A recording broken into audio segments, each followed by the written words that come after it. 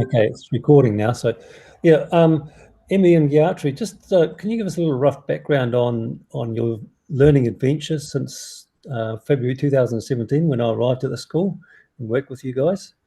Yeah, sure. So when Paul came, like I was quite new to teaching itself, so I was quite an inexperienced teacher, and so I didn't have much confidence. But I think with Paul's guidance and especially in his philosophy about teamwork, that really helped me gain so much confidence in the art of teaching, because not I think he made a big impact on teachers, but as well as students, because students as well had a different kind of experience in the classroom. Because, before this, I thought teaching was a lot about just getting the content across, communicating the subject knowledge that the kids need to know for their future.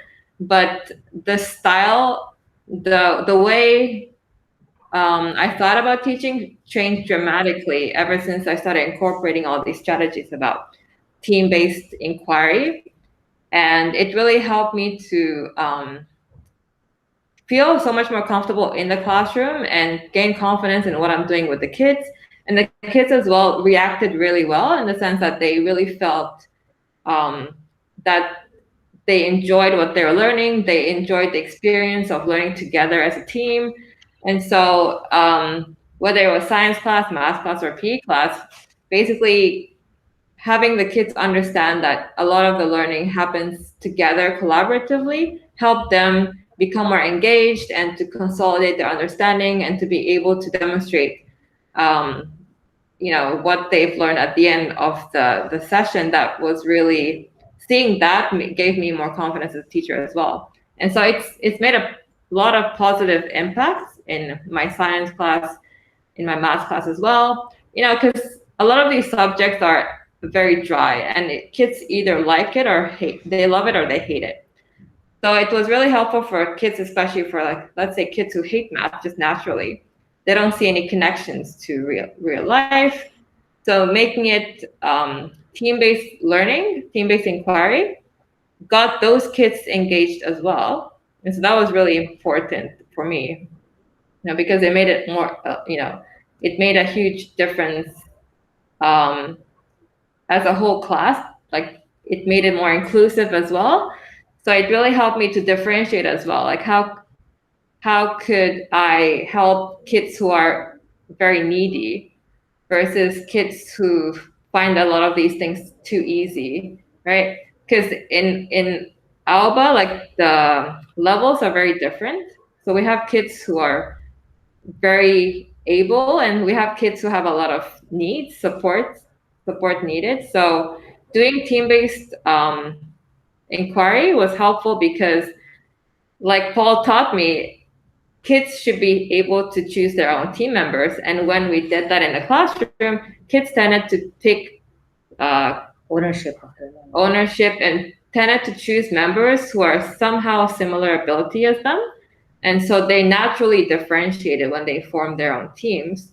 And so that really helped in the classroom, because then as a teacher, you could go around and focus on the needs of that group of kids. And so it made differentiation much easier. Do you want to add something? I think she's pretty much said everything. I must say that I have like a very special bonding with Dr. Paul Lowe, because I think you were the mentor who actually motivated me, and to take on my teaching certification. Until then I was just doing part-time, but yeah, I really got motivated to take my degree. And then all the things that Emi just mentioned, yeah, the team building is the biggest, I think, the takeaway. And not just team building, but how the kids are motivated, how they kind of become engaged when they are in that team, and when they are all able to communicate with each other. That, I think, is something we really have learned it. And what else I would say is, I think The kids have got better. Do you think the kids have got better? definitely. I mean, you'll be surprised when I say that. The first thing when I ended, okay, this is teamwork, right? I mean, like, suppose some very rarely, if there is some, I want to gauge their individual level. Sometimes I might just give them a short quiz, like an individual quiz.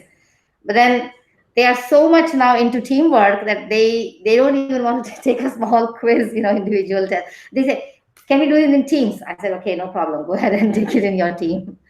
But take this, test in your team. So they really enjoy doing all the work in their teams. And I think they really, really benefit because I think the kids who get it, who get the concept, kind of, they are actually eager and enthusiastic about teaching it to others. And those who kind of haven't still gotten the concept or haven't understood, they really seem to understand better when their peers teach them, or when the peers talk to them. Yeah. I think more than even the teachers telling them. Exactly. I think that is, very interesting.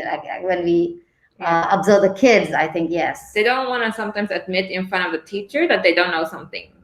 So they would rather approach a peer, like a friend, to teach them instead of approaching a teacher. Some math concept, for example, if we are talking about some, solving a problem or something like that. So I think they just look forward, to having their team members discuss rather than teacher interfere. So they don't even talk to us unless, we really go and ask them. We do move around between teams just to take a look at what they're doing, but usually it's they who are actually doing it by themselves. Yeah.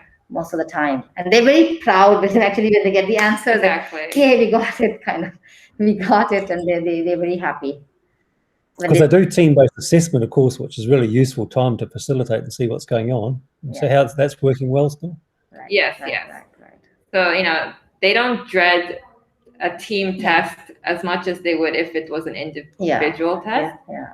So they see it more as let's get through this together kind of attitude when it's a team test, which is quite positive, right? Because, a lot of times if it's an independent test, kids who are very low tend to give up and not even put any effort. But if it's a team effort, then they will most likely want to contribute. Yeah. Even presentations, like they like to do presentations as a team. Like when, even sometimes, like, a small thing that, at the end of the class as an exit ticket, if I just tell, okay, who wants to come up on here in the front of the class and explain what you have done today? So they look at each other, okay, let's go. And they just get up and they want to do it together. It's like nobody wants to go alone and do it by themselves because they really enjoy being together and having that team. Yeah. And enjoying learning is a really big part of it too. Absolutely. There's no questions about that. They totally enjoy learning in teams. Yes. And it's better as a teacher where you're not having to go around right. disciplining kids in that because they've got to do that themselves. Right. Absolutely. The environment itself changes when it's so nice to see actually, groups of people talking to each other and they're so engaged. It's just, it doesn't seem like that, the old and traditional way of teaching where, the teacher is giving lecture in the front of the classroom and everybody's like listening attentively, taking notes, what the teacher is telling and those things. That doesn't make sense anymore, right? So so you'd never go back. They don't. They're happy to open their laptops and they try to figure out by themselves. So the teachers don't need to run out of voice anymore. In fact, we do minimal talking.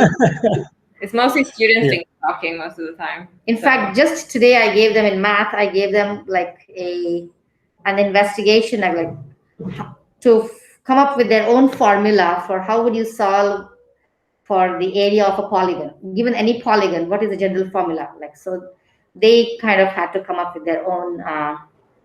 They had to figure out what could be a possible formula for solving the area of a polygon, and they kind of. They were struggling in the beginning, but then I think eventually they came up with the answer. They kind of knew what to do. When they were to each other, they drew different polygons, and then they figured out how can we break it up into smaller chunks, and they just did by themselves. Well, that's fantastic. So. I thank you very much for that, and keep that good work going. Okay. Well, thank you for all your support. Jamatane. Yeah. And every time we have meetings, even the meetings, your name always comes your up. name always comes up. Your name always comes up, and Paul Ferdal is always telling, okay, the team building built by Dr. Lowe is continuing so well, and then we're so proud of it. We're so happy he was here, and then your name comes up many times. Even when we do the pedagogical framework, we're talking about the pedagogical framework, your name comes up. When we're talking about GLD, your name comes up. For team building, always. Because you need strong leadership in a school to keep these things going with new staff and stuff. And so as they come on board, you've got to work through that. So you guys are the old hands there now. So great to see you carrying it on. It's awesome. I'll finish recording now. Right.